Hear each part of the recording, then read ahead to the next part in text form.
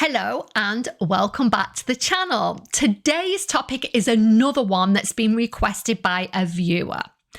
Bullying in the workplace is, as we know, a pervasive issue that can manifest in various different forms. I've talked about it in lots of different videos that I've done up to now. Although it's often recognised through overt behaviours like verbal abuse or direct intimidation, there does exist another insidious type of harassment that often goes unnoticed or unchallenged: covert bullying. Unlike overt bullying, which involves explicit and direct actions, covert bullying operates under the surface, employing subtle tactics that can be challenging to identify and address. In this video, we're going to delve into the nuances of covert bullying in professional settings, and I'll discuss some proactive strategies to recognise and mitigate its effects. I'm Jo Banks. I've been a professional executive business coach for almost 15 years, and I'm sharing what I know.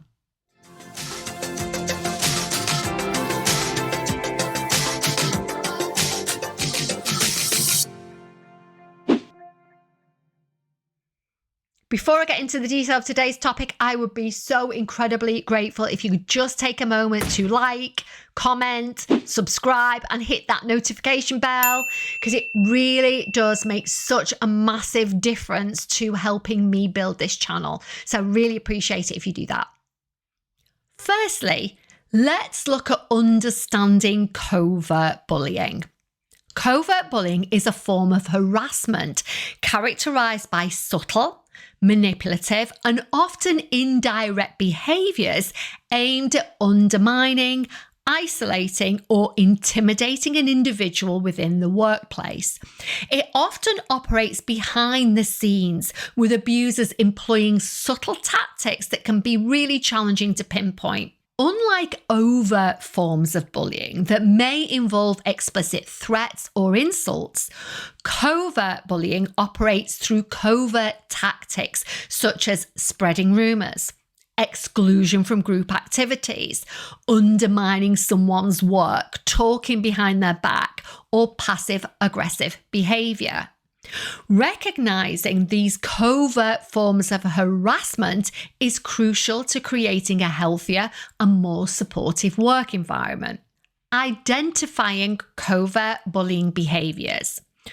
Recognising covert bullying behaviours is essential to addressing and mitigating their effects. Some common covert bullying tactics include: number one, isolation and exclusion.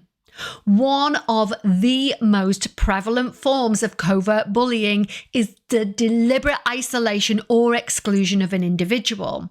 This can manifest as consistently leaving someone out of team activities, meetings, or social gatherings. Victims of isolation and exclusion may feel sidelined and alienated and experience a lack of belonging within the workplace. To identify this form of covert bullying, observe patterns of exclusion and take note of any consistent behaviour that isolates an individual or yourself from group interactions. Number two, undermining and sabotage. Covert bullies may employ tactics to undermine or sabotage your work or your efforts. They may subtly discredit your contributions, ideas, or projects without directly confronting you. This undermining behaviour can take the form of subtle criticism, downplaying achievements, or giving credit to others for your ideas. Watch for consistent patterns of devaluation or actions that seek to diminish your work or reputation, but without that explicit confrontation. I have two videos available on sabotage and undermining. Number one, 7 clear signs your boss or co-worker is actively sabotaging your success. And number 31, 5 reasons why your boss or co-worker is undermining you and what to do about it. Number 3, manipulative communication. Covert bullies often engage in manipulative communication tactics. This could involve using passive-aggressive language, vague remarks, or subtle sarcasm that creates tension or even confusion. Eye-rolling, tutting, and smirking are all forms of passive aggression meant to undermine or make you feel stupid. I've done a video on how to spot and deal with passive-aggressive bosses or co-workers. So if you're experiencing this passive aggressiveness, I highly recommend that you check that one out. I'll leave the link below. This type of behaviour may seem harmless on the surface, but it really does convey disrespect and even hostility. Watch for indirect or ambiguous communication patterns that make you feel uncomfortable or uneasy. Number 4, spreading rumours or gossip. Another insidious form of covert bullying is spreading rumours or gossip about a colleague. This behaviour aims to tarnish someone's reputation, create distrust, or manipulate perceptions within the workplace. Watch for consistent circulation of negative information or rumours about an individual that lacks factual basis and may be intended to harm their reputation. Spreading rumours and using others to spread rumours is a common tactic used by narcissists. They like to manipulate others to do their dirty work. We refer to people who do the bidding of narcissists in this way as flying monkeys. Again, I have discussed that in previous videos. I'll leave the links below. Number 5, we have microaggressions. Microaggressions are subtle, often unintentional, yet impactful verbal or non-verbal communications that convey discriminatory or biased messages towards individuals based on their race, gender, ethnicity, sexual orientation, or other personal characteristics. These seemingly small, casual remarks or actions can undermine a person's sense of belonging, creating a hostile or unwelcoming environment. Whether it's a backhanded compliment, a stereotypical assumption, or dismissive behaviour, microaggressions can have a profound cumulative effect, chipping away at an individual's confidence and well-being over time. Recognizing and addressing microaggressions is crucial, again, for fostering inclusion in the workplace where everyone feels respected and valued for who they are without the burden of facing subtle forms of discrimination in their daily interactions.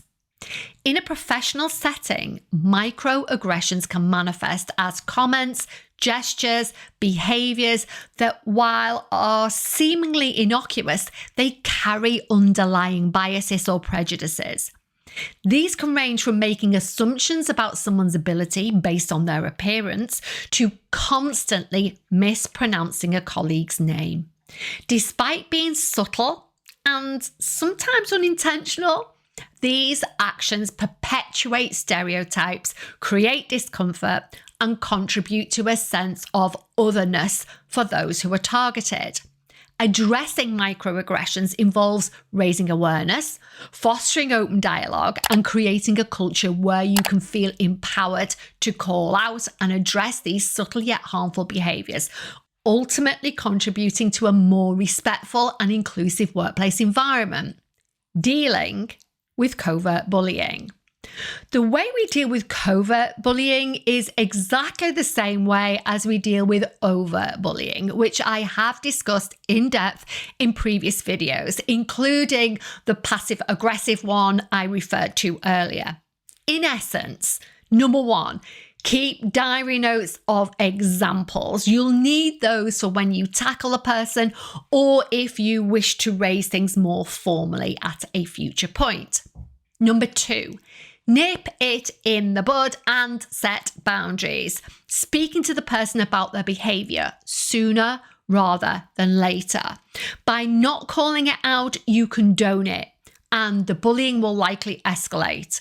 I recently posted a video on setting boundaries. Again, I'll leave the link below. Lots of information in there. Go into it in a lot of detail about how to set boundaries. Next, number 3, we have speak to a trusted colleague, coach, or mentor for support. Someone who can help you form a strategy if you're nervous about tackling it alone. I frequently work with clients to help them build a strategy and a step-by-step plan for dealing with bullying in the workplace. Number 4, raise it with someone more senior to you or even HR. From your feedback, I know that many people have tried to do this and got absolutely nowhere. However, I do always suggest that you do it and at least give the organisation a chance to rectify things, because I equally have examples where this has worked out for the best.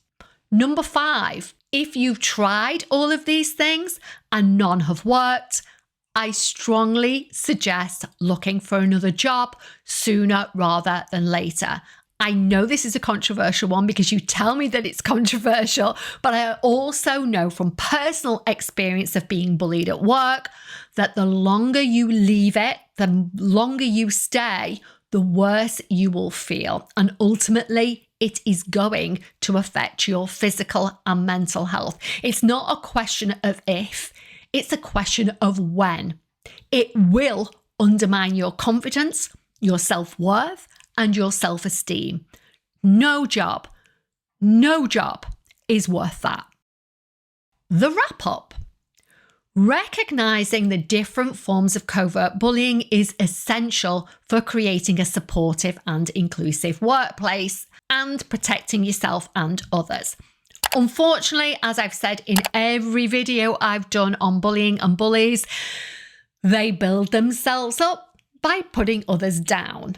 By being attentive to subtle behavioural patterns, nipping undesirable behaviour in the bud, and setting firm boundaries, we can help foster a culture that values respect, inclusivity, and zero tolerance for any form of harassment. Nobody comes to work to be bullied, and every company has a duty of care to its employees, ensuring not only their physical safety, but also their psychological safety. Identifying and addressing covert bullying ensures that everyone feels respected, valued, and safe in the workplace. What next? I've lots more videos on the topic of toxic work environments, so please have a look at those. Go to my channel. I'll leave the link below and you can see them all there. I even have playlists. I don't want to keep repeating myself, so it's definitely worth watching some of those recent videos on the topics of narcissism and bullying in the workplace.